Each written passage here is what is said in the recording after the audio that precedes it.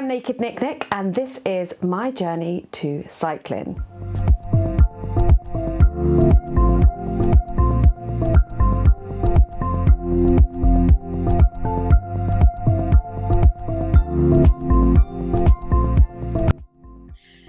Hello everyone, welcome to my channel. This is Naked Nic Nic. Thanks for tuning in today.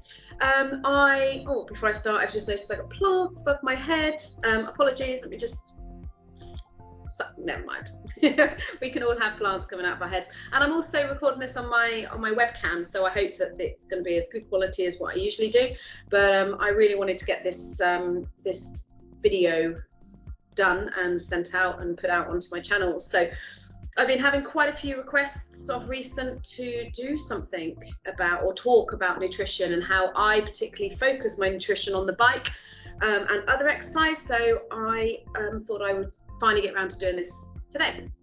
I'll give you a quick background. For those who don't know me very well, I spend a lot of time basically on a bike, but I've recently moved into the world of triathlons, well, training for triathlons. I haven't actually taken part of one because lockdown has stopped a lot of that, but I'm back in it. The pools are open, I'm back swimming, I'm about to go running today, so I'm looking forward to increasing that. But overall, it's fair to say that I'm a bit of a fitness bunny. I love exercise. It's really great for my mental health, and it's in general just makes me feel better.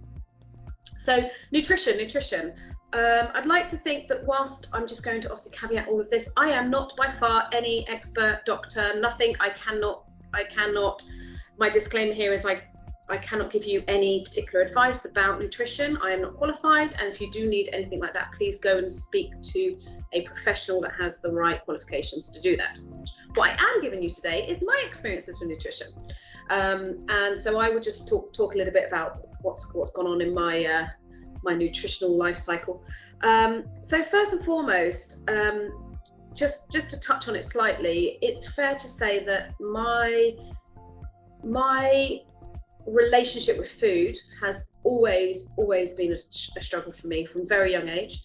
I think it's fair, I mean, whilst I've never had it officially diagnosed, but I have body dysmorphia. So I really struggle with not perceiving myself a lot larger than what I am. And I struggle with certain foods just from the way they make me feel after eating them. So I have had a lot of struggles with nutrition. When I started the bike, I started in the summer of 2018, and I noticed quite quickly that I was beginning to find it quite difficult to keep fueled, or I was losing lots of energy on the bike when I was going out for long bike rides. And so I made a decision in the 2019 early off to employ a nutritional coach. And the coach I chose was a man called Will Gerlin. Recommend him, obviously, if you are looking to get some sports nutritional advice and help, then obviously you can reach out to him and have a chat with him directly. But what Will and I did together is we focused, and he educated me on macros and the importance of macros when it comes to your performance and how they affect your performance. So I learned a lot during that time. I first and foremost, don't mind the kitty, started my experience with Will by obviously doing some goals, where I wanted to get to from a weight perspective, where I wanted to get to from a fat percentage. We did lots of measurements, we took before and after photos, and then during the time we were together, what Will did was he synced my food with what was coming up at the time. And back then I was doing racing, so I just started with another coach. I started doing lots of training, preparing for criterium races and track races and events that I had coming up.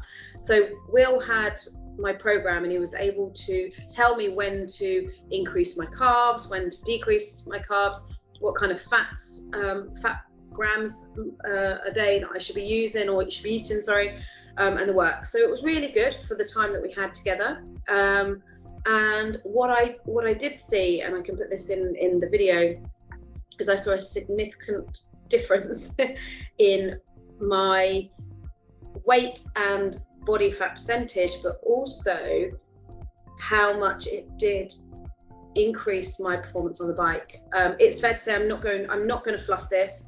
I ate properly. I noticed rapid changes in my energy levels, my recovery, my abilities, my performances on the bike. Everything changed. So whatever you do, nutrition makes a massive difference, and carbing on a bike also makes a massive difference. So if you're quite new to cycling, what I would suggest is just think simply. Go for carbs on a bike. The general rule is I think mine was 60 grams carbs for every hour after the first hour that I was on the bike. And for example, one of the gel packs that you can get, I think it's about 20 grams. Bananas about 20 grams. I used to eat a lot of this, or I still do a lot of the saurine. That's about 20 grams. And jelly babies become your best friend. But all in all, just think, if you can't do anything more, just think, when I'm on a bike, make sure you carb.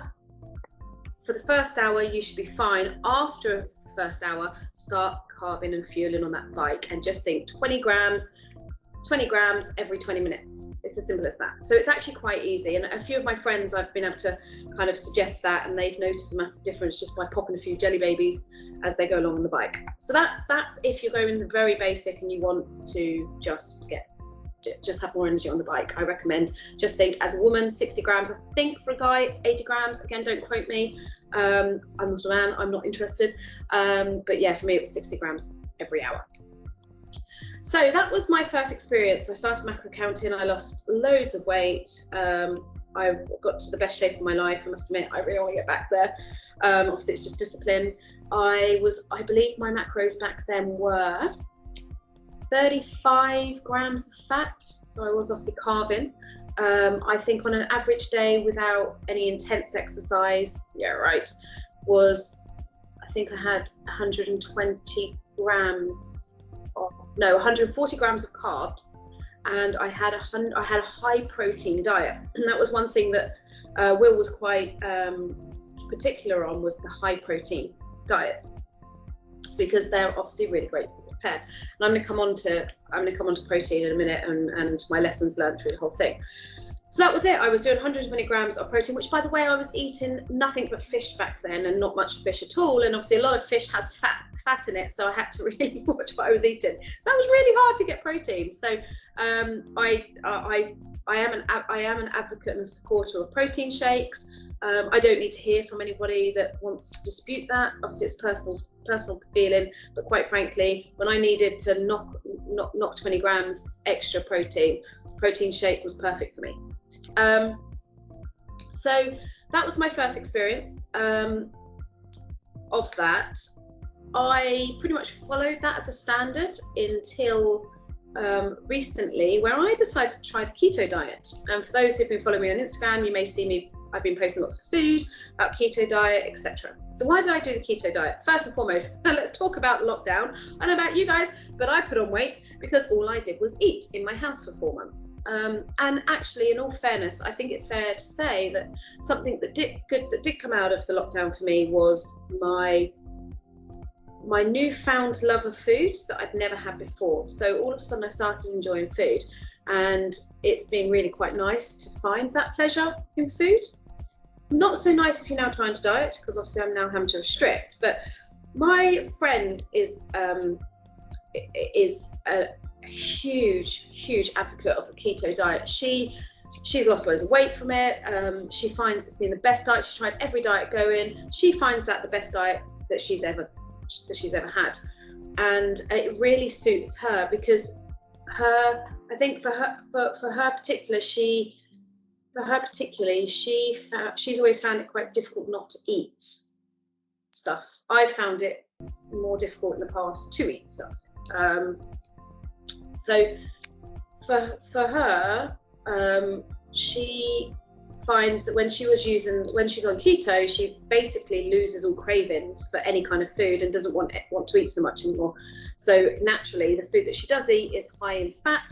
For those who don't know what keto diet is, it's basically a very high fat diet with very, very, very low carbs, i.e. about 20 grams. No, sorry, I think it works out 20%, which is about 20 grams of carbs, which you can literally, you can have the wrong vegetable and get that, get that amount of carbs. It's really, really difficult when you're first starting out. So lots of fat.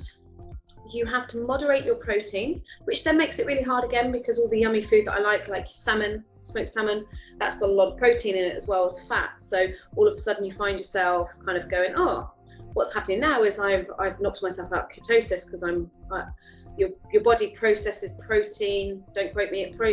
It processes protein in a similar way that it does carbs, and therefore it's not using ketosis to do it anymore. It's burning the fuel. So you've got to be very careful with your protein intake. So I tried it for 2.5 weeks. I went through keto flu. So those who don't know what keto flu is when your body, so first and foremost, you basically stop eating carbs and you drop loads of weight really quickly, because all of the water in your body is obviously now used up and the carbs are used up. So you're now starting to burn fat. But during that time, your body naturally kind of struggles with that, and you end up getting what's called keto flu. You get loads of energy loss. You feel pretty fluey. I literally, I'm not a kind of stay in bed kind of person, but I spent a whole day on keto where I just could barely move, and I was in the bed by the sofa. I was couch potato. I cancelled a bike ride with mates. Sorry for those who I cancelled, but I felt generally pretty crap during that process.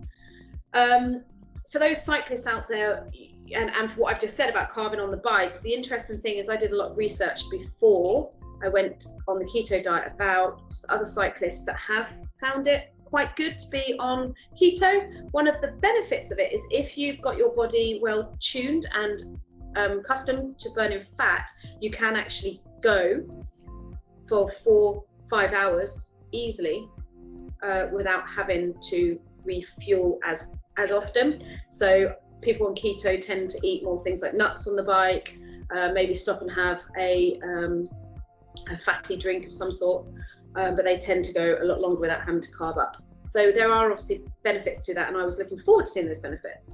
Anyway, so I went through keto flu, and I got out the other side, and I didn't realise, but I started to feel awesome actually. My skin got really good. I all of a sudden just felt like really happy. It's all I can explain, is really happy. My cravings had stopped like you won't believe. So everything they say about keto, I'm ready to say it's true. The other thing that I did was I decided that I was going to have a 2-hour bike ride, get off the bike, come straight to the gym and work out, so did body conditioning for an hour, and then went for a swim for 45 minutes, one after the other. And what I can honestly tell you is I didn't run out of energy at all. So I do genuinely believe that had I continued keto, obviously I'm off it now, if I had continued keto, that I could have sustained a bike ride quite well. So why did I come off it? I had last week, I started the week strong and was really happy, but by Wednesday I just started to miss food that I really liked, and it wasn't a craving, it was just like, for example, I love sushi, and now the world's opening up again, and I've got all these nice restaurants to go to. I want to go to a sushi bar and enjoy some sushi, and I wanted to go and get some ramen with a friend over lunch. And I kind of had that moment, if I'm honest, and it's probably the first time in my life moment where I went, I just actually need to be happy. And if eating and going to nice meals, nice restaurants, not being that one kind of going, sorry chef, can I be on keto, makes me happy, then maybe I should just go ahead and do it. So I then made a decision to enjoy my food a bit better. And whilst I love all of the foods and foods that way, I also didn't notice any more weight loss at all. So my body fat percentage had gone up, so I was probably eating too much fat, and my weight had just plateaued. Even my scales were saying, oh, your body weight has been stable for the first time ever, for the last two weeks. So I suppose I would have given it a little bit longer to see the benefits, but all of those things together made me decide that I was better off on the restricted diet I had before, when I was counting macros. In between doing the 2019 and doing this keto diet, I actually did do last year, I went back to Will's plan and I curbed my food again, but I did it slightly different this time round, because I guess I've not needed to lose the same kind of weight, but this time round I increased my protein. So that's really where I wanted to end this video today, about protein. So last year I decided to keep my fat to the normal percentages, which I think was about 50 grams, 60 grams for me and what I was trying to achieve. My carbs the same, and obviously just fuel on a bike. And then I decided to then ramp up my protein to 120 grams. So that really the only thing that I massively changed was, aside obviously make sure my carbs were healthy, refined, non-refined, sorry.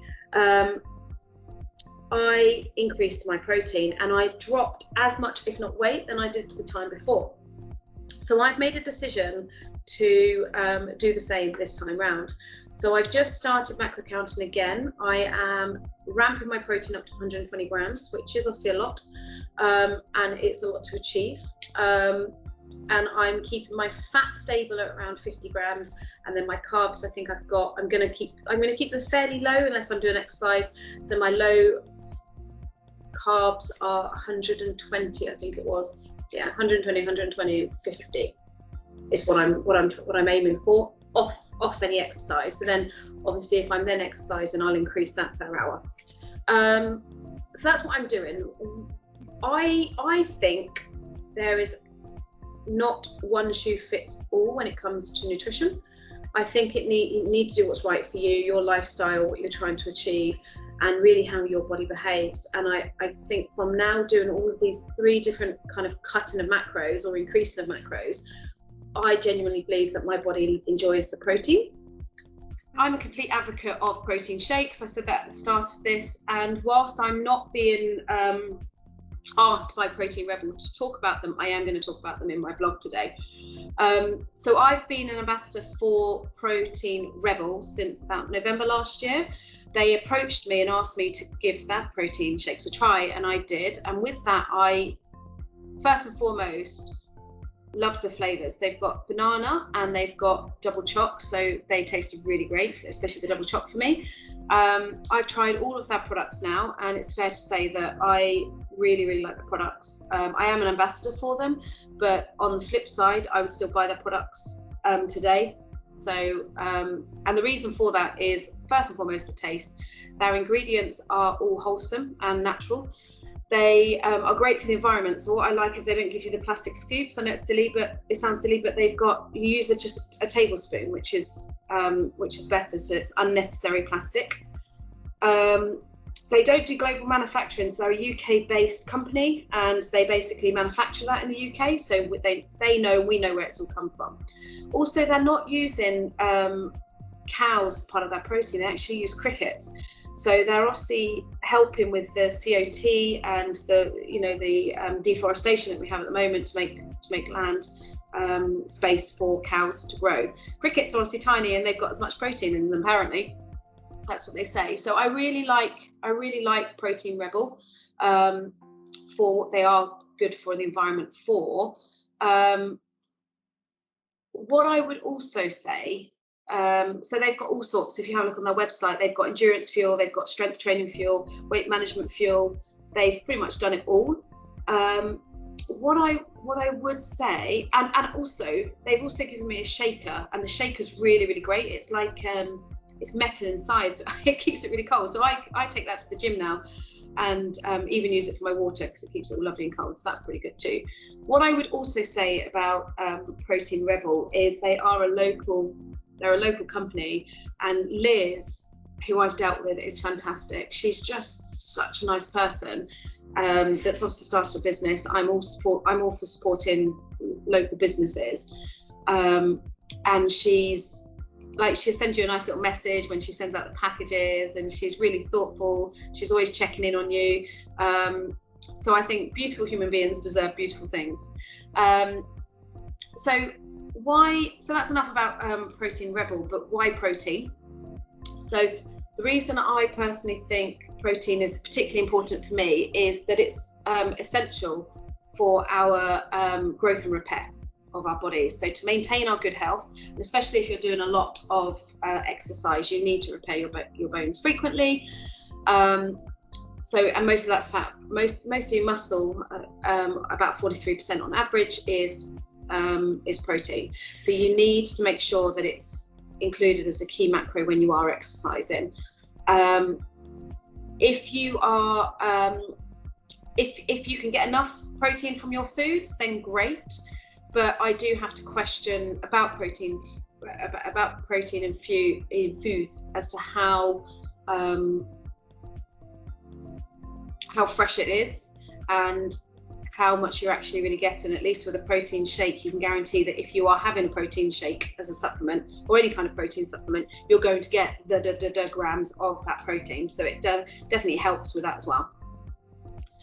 So that is my blog about nutrition. I hope that helped. All in all, what my key messages: choose a macro diet that suits you. Always think about your protein, because it is really good for your repair of your muscles, especially if you're using them a lot. And carb on those bikes if you're not in keto. If you're in keto, go for it, because I'm pretty sure it's going to work. But get through the flu and don't look forward to nice sushi. Well, you can have sashimi, I suppose, but that's too much protein. But yes, carbing on the bike. Just think, I'm pretty sure it's 80 grams for a guy, but it's definitely 60 grams for me per hour. So after 1 hour, all I think is 20 grams every 20 minutes, 20 grams every 20 minutes, and it tends to see me through. So thanks for listening. If you got this far, I've probably yacked for quite a bit. But hey, I've always got something to say. All the best until next time. Bye.